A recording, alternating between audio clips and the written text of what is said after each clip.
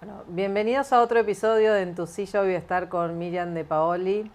Bueno, para mí es un enorme placer. Primero porque sos una gran emprendedora, una gran divulgadora, una gran formadora y tenés un emprendimiento que a mí me interesa mucho, que es Non Pausa, que pusiste en palabra lo que nos pasa mucho a nosotras las mujeres, que es llegar a una determinada edad y sentir un montón de cosas que por ahí nos cuesta hablarlas, ponerlas en palabra y visibilizarlas, y vos lo hiciste, que es hablar de la menopausia, la premenopausia y todo lo que viene acompañado. Pero además te descubrí de otra forma con un libro que hiciste con Tomás Seda, que es La generación invisible, donde lo leí y lo leía y decía, pero la pucha, esta soy yo. Entonces, bueno, para mí es un enorme placer tenerte acá, así que gracias. Gracias. La verdad es que para mí es un placer poder hablar de esas temáticas que me apasionan. Agradezco mucho lo de emprendedora, pero soy mejor divulgadora que emprendedora. La gran mente brillante detrás de No Pausa es Milagros Kirpach, mi co-founder, que es millennial.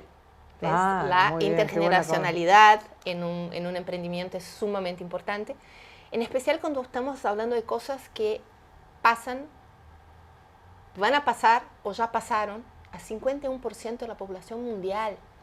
Es un absurdo cuando uno lo pone en números, que menopausia y climaterio no estén en la agenda ni de los gobiernos, ni de las prepagas, ni de la salud pública, obviamente ya dijimos, ni de la salud privada, que cuando vos vayas a buscar un especialista te encontrás con ginecólogos, pero ginecólogos especializados o ginecólogas en climaterio y menopausia escasean.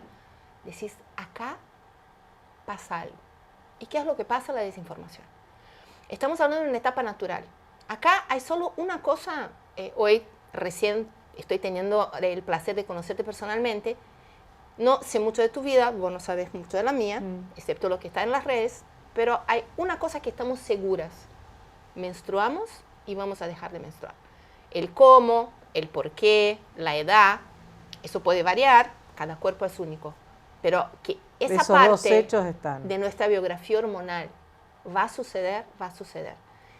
Empezamos a hablar ya de la menarca, de la menstruación, que recién las chicas lo pusieron en la agenda no hace mucho. Viste, me llama poderosamente la atención que yo crecí sin la idea de pobreza menstrual. Y me da mucha tristeza porque tanta gente que quizás podría haber ayudado, apoyado, la no conciencia de eso me lo ha impedido. Y ahora lo mismo nos pasa con la menopausia. No se habla, pero sucede. Y sucede en un momento donde somos líderes. Líderes en nuestras casas, en nuestras comunidades, en nuestros trabajos, en los gobiernos, ¿por qué no? Entonces, nos llama poderosamente la atención que la falta de información siga haciendo que una etapa natural de nuestras vidas la siga poniendo patas para arriba. Decime, la menopausia también viene atada a una etapa de nuestras vidas donde ya entramos en otra década, ¿no? Y el mercado hoy laboral, además, parece ser que pasados los 45 estamos caducos, no sé, tenemos fecha de vencimiento, no podemos aportar lo que aportábamos a las nuevas generaciones. Parece ser que lo joven ahora es lo bueno, ¿no? Es el talento, y las vidas que hemos vivido, nuestras experiencias, nuestras cajas de herramientas, nuestra formación, todo no contaría tanto, ¿no? ¿Cómo entra todo esto en ese momento? Es un combo muy interesante, porque no podemos hablar de climaterio menopausia sin hablar de la nueva longevidad.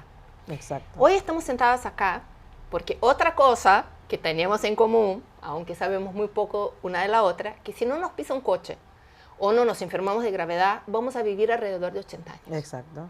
Hace muy poco tiempo. Quiero vivir bien. Me vas a decir después en un rato qué es lo que tengo que hacer. Esa es la diferencia entre expectativa de vida y calidad de vida, ¿no? En inglés queda mejor lifespan y healthspan. Hoy vivimos más, pero no necesariamente mejor. ¿Por qué? Porque todavía hacemos medicina de atención y no de prevención. Y para vivir mejor hay que prevenir.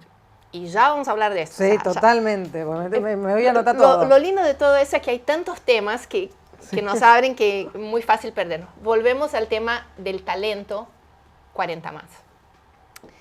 Hoy, los grandes estudiosos del mundo del trabajo, ¿no? Como puede llegar a ser el Banco Mundial, World Economic Forum, consultoras como Deloitte, están viendo un renacer de la valoración de ese talento 45 más. ¿Y por qué eso? Porque se dan cuenta de que los recursos, el repertorio y las referencias que tiene ese talento son fundamentales para generar innovación. Nosotros estamos muy acostumbrados a mirar la juventud, ¿no? Tipo divino tesoro, sí. O sea, si no sos joven, no sos válido. Pero también nos olvidamos que todavía miramos el paso del tiempo con lentes del siglo pasado. ¿Y qué fue lo que pasó que cambió completamente la conversación que estamos teniendo acá? La revolución digital. Hoy, cuando al 90% de las personas vos hablas de alguien de 55 años, difícilmente va a pensar en una persona como yo. Claro. Pero todas mis amigas, todas las personas con las cuales trabajo que tienen más de 50, se parecen a mí. Y no a esa idea que tenemos de una persona de más de 50, poco tecnológica, poco ilustrada, sin ganas de seguir avanzando y de seguir aprendiendo. Entonces acá es donde se choca el sesgo inconsciente que tenemos de una persona 50 más y quiénes hoy realmente son. Entonces también para las empresas está haciendo un cambio muy interesante porque el tema etario empieza a entrar en la agenda de diversidad. Claro, porque más enriquece. Cuando hablábamos de gestión de diversidad, inclusión y equidad, casi siempre hablábamos de género, de orientación, identidades, ¿no? De los grupos minorizados, y nos olvidábamos del tema etario. Porque también no nos podemos olvidar que si bien es verdad lo que vos decís, hay un momento donde pareciera que dejamos de ser vigentes, también pasa mucho que cuando estamos vigentes miramos la nueva generación que está entrando como poco comprometidos, como poco responsables. Y eso, mira, es lo más interesante, ¿no? Siempre hablo con Tomás, que ahora estamos escribiendo otro libro sobre intergeneracionalidad. ¡Uy, Dios! Por favor, sí, lo tengo que leer. Me voy a ser de las primeras que lo compren. Nos gusta mucho debatir todo ese tema. El etarismo también sucede al revés. Claro. ¿No? Y eso desde Aristóteles, ¿no? O sea, antes, hasta los presocráticos, siempre la generación cree que los más jóvenes son menos capaces y los más viejos son obsoletos. Totalmente. Pero por primera vez tenemos la obligación de cambiar eso. ¿Por qué? Porque la revolución digital también estandarizó mucho nuestra llegada a un montón de conocimiento que antes quizás podía con el tema etario ser un poco más complicado porque traslados donde vivías, y eso hoy de una cierta manera son barreras que están más bajas. Ojo, no estoy romantizando, ¿eh? Todavía hay mucho, pero por primera vez vos ves, por ejemplo, en el último informe del World Economic Forum, ponía que el tercer gran trend en el mundo laboral es la resurrección, por así decir, del talento 45 más. Algo que se empezó a ver mucho post-pandemia. Porque como yo decía, ¿no? Dentro de nuestros repertorios, recursos y referencias, los 45 más tenemos algunos valores, ¿no? Que representan un poco esas empresas que están en transición. Y está también en nuestras manos ayudar a esa transición, ¿no? Eso. Y ustedes hablan de que somos una generación invisible. ¿Por qué? Bueno, en realidad les voy a tirar acá una bomba. Pusimos ese título para es en realidad una generación invisibilizada, más que invisible, sí, ¿no? Sí. Pero invisibilizada quedaba muy grande, muy invisible. Largo, sí. Bueno, eso también siempre comentamos. Somos muy poquitos la generación X, ¿no? Estamos aquí apretados entre los boomers y los millennials. Muchas veces, en muchos estudios, ni hablan de nosotros, porque numéricamente somos pocos. Y de una cierta manera perdimos el bondi del liderazgo. ¿Por qué? Porque los boomers, muchos siguen siendo CEOs y ese poder va a pasar directamente a los millennials. Ya pudimos ver en Chile, por ejemplo, con Boric, ya lo pudimos ver en El Salvador con Bukele, de una cierta manera Yamandu Orsi en Uruguay está casi más cerca de un late millennial, de un early millennial que de un X, ¿no? O sea, ya vamos viendo que hay una parte, ¿no? Y somos también la primera generación sándwich, que estamos apretados entre padres que están viviendo mucho más y hijos más chicos. ¿Por qué? Porque somos también la primera generación que dilató un poco la maternidad. Bueno, yo siempre bromeo que yo parece que nací by the book para hablar de esos temas, ¿no? Yo fui mamá a los 41. Claro. Entonces, cuando a mí me llega el climaterio menopausia, en vez de sufrir de la síndrome del nido vacío, sufro de la síndrome del nido demasiado lleno, porque tengo una hija entrando en la adolescencia, mi mamá transitando su etapa de longevidad, tiene 86 años, y yo teniendo que ver cómo hago para equilibrar mi atención a esas dos poblaciones y ser mujer, madre, emprendedora, persona, amiga, o sea, de nuevo. Sin llegar a ser superwoman. Porque ese es el gran tema. El problema del superwoman es que es irreal. Oh, totalmente. Si querer serlo nos posibilitara serlo, pero no te dan las... O sea, no da. Matemáticamente es imposible. Pero por eso somos una generación para mí tan fascinante, porque somos una generación que está haciendo... estamos marcando los nuevos lentes con los cuales las generaciones se van a pensar a sí mismas, ¿no? Por ejemplo, hoy, una persona de 50 años, cualquiera que haya tenido un trabajo en relación de dependencia durante su vida, es imposible no pensar en esa persona como alguien digital, porque trabajó en la computadora. Claro. Pero cuando vos vas al mercado y ves los estudios de mercado y ves cuando desarrollan productos, ponen la generación 50 más en una misma bolsa. Entonces, 50 más. Pero, sí, ¿qué tiene en común alguien de 50-60 que alguien de 60-70, de 70-80 y de 80-90? Por ejemplo, me llama poderosamente la atención cómo todavía esa parte de la longevidad la seguimos metiendo todo en una misma bolsa. Y acá es el problema de donde se pierden oportunidades. Porque por otro lado, podemos ser invisibilizados, pero somos mucho más ricos en general que los millennials. Aportamos más. Tenemos un poco más de plata para gastar. Entonces somos una población, todavía tenemos la idea de fidelizar, de fidelidad. Entonces también creo que el mercado, cuando nos empiece, y ya está empezando a vernos como esa fuerza, ¿no? Me salió el portugués, sí, perdón, salió el portugués. La fuerza que somos, no solo generadora, pero también consumidora, vamos a empezar a cambiar los amperímetros. Creo que ya está sucediendo.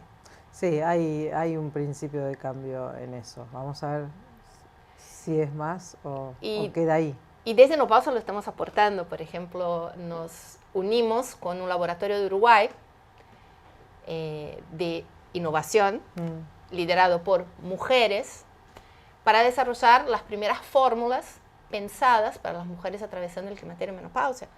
Porque no puede ser. No se habla, no es algo que... Una etapa que dura entre 6 y 15 años de tu vida, no tengas un suplemento pensado para eso, ¿entendés? Más allá que quieras o no hacer terapia de reposición hormonal. Y es muy interesante que ese laboratorio que se llama INER, por ejemplo, está también desarrollando una fórmula para las mujeres que sufren de endometriosis. Porque el cuerpo femenino siempre estuvo subestudiado. Pero ya llega un momento donde, y por eso digo que la generación X es tan interesante, nosotros somos las primeras a poner la boca en el megáfono y decir, yo no voy a pasar por esa etapa sin información, sin productos y sin servicios. Hello, acá estoy. Quiero consumir. Mercado, ¿qué es lo que me ofreces?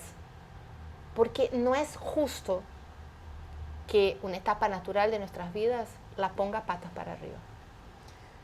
Decime, en todo esto, quien no te conoce del todo, ¿cuál fue el primer paso para Nopausa? ¿Cómo diste ese decir, bueno, acá sí, acá me arriesgo? Mira, me encantaría poder contarles una historia estilo Valle del Silicio, del garaje, algo muy... somos más mundanos. Muy, muy llano. Yo tenía 46 años, trabajaba en una multinacional, tenía un puesto de liderazgo y de repente me empezaron a pasar cosas que yo no sabía lo que me estaba sucediendo. Y fue todo junto. Una anemia galopante, tema en las encías, parte cognitiva, memoria, o sea, me acuerdo estar defendiendo un presupuesto y olvidarme lo que estaba hablando. Y cuando voy a buscar ayuda, tuve súper común para las mujeres atravesando esa etapa, que se me congeló el hombro, ¿no? Los temas de articulación. Yo hago mucho ejercicio, también me desgarré la ingle, pero todo junto, que yo decía, a ver, ¿qué pasa acá? Fui a la ginecóloga, nada. Fui a mi clínico general, todavía prepandemia yo tenía clínico general, desafortunadamente falleció. Nadie conectó 46 años con los síntomas de climaterio y menopausia. Entonces yo terminé yendo a 6 especialistas distintos, terminé haciendo un PET scan de cerebro, porque el tema cognitivo me pegaba tan fuerte que yo decía, ya está, estoy teniendo algún tipo de deterioro cognitivo. Bueno, pasa un año en ese caos, bien complicado. Obviamente, estaba con anemia porque en mi perimenopausia estaba teniendo flujos tan abundantes que me había generado una anemia. ¿Y cuál era la gran frase? Estrés, es tu estilo de vida. Entonces, más piedritas en la mochila de la culpa. Soy yo que no sé gerenciar mi vida que me está generando todo eso. Llega más o menos fin de año, yo me acuerdo que estaba volviendo en viaje, tenía que hacer todos los análisis. Las mujeres que me están escuchando, que tienen más de 40, van a entender, yo tengo mama displásica, o sea que mi mamografía es tipo el sufrimiento. Bueno, entonces tenía que hacer todo el chequeo y me acuerdo que le dije a la ginecóloga, dije, yo quiero que me chequees todo. Cuando digo todo, porque algo me pasa. Y ahí es donde ella pide el tema hormonal. Y ahí es donde aparece la palabra perimenopausia, que ya escribí artículos, que me acuerdo de leer eso y decir en voz alta, ¿peri qué? Y el taxista, perdón señora, no, nada. Yo nunca había escuchado la palabra. Está bien, ¿no? Los que nos están escuchando, pero fue hace 6 años, más, fue hace 8 años. Muchas cosas cambiaron en 8 años. Y yo me acuerdo que nadie nunca me había hablado de la menopausia. Entonces yo dije, mierda, perimenopausia debe ser una enfermedad de la menopausia, no tengo idea. Y cuando empecé a ver y cuando empecé a hablar, empezaron a aparecer menopáusicas debajo de las piedras, ¿entendés? O sea, algo que me pasaba a mí era en realidad un grito colectivo. Ahí me encuentro con Milagros y sale la idea de generar una red multiplataforma para informar sobre la menopausia. Así nace Nopausa, que después evoluciona a una startup que desarrolla productos y servicios. Tenemos toda la parte tecnológica, ¿no? El Menocheck, los Menoplans, y ahora el producto físico, que son los suplementos Nopausa. Entonces, hicimos ese cambio. No hubo ni un llamado del más allá, ni nada, tipo ahora voy a emprender. No. The real life, la vida misma que te llevó a encontrar respuestas a preguntas. Y me di cuenta de que me interesaba seguir innovando en eso. Y de Nopausa se abre a lo que es también mi gran fascinación, que es estudiar las nuevas demografías, ¿no? Claro. Porque mientras estamos hablando acá, nosotras crecimos, y quien nos escuchó, seguramente todos los que nos van a escuchar, crecimos con la idea de que no iba a haber planeta suficiente para tanta gente. Y es al revés. En Latinoamérica ya la gran mayoría de los países ya hace más de 5 años que tienen menos hijos que la tasa de reemplazo. Bogotá tuvo menos hijos que Tokio el año pasado. La Nación, ya tenemos notas que muestran que colegios cerraron porque no hay niños. Entonces, nadie habla de las dos antípodas, ¿no? O sea, ¿y qué va a pasar? Y vas a la universidad y hay gente todavía estudiando pediatría y no hay gente estudiando andropausia, climaterio menopausia, geriatría. Entonces digo, quizás sea el momento de que empecemos a mirar cómo realmente somos y no cómo nos gustaría ser. Esa es una parte dolida, pero necesaria. Miriam, bueno, muchas gracias por acompañar a abrir esta conversación. Seguramente muchas mujeres también estén identificadas cuando te escuchen y vayan a Nopausa a tener información y entender que estamos en una etapa de la vida y que la tenemos que vivir. Y muy importante para cerrar eso, la única cosa que se termina con el climaterio en menopausia es la reproducción. Exacto. No confundamos, no se termina la producción. Por eso es tan importante estar informadas para que no tenga un gran impacto en nuestra calidad de vida. Muchísimas gracias por el espacio.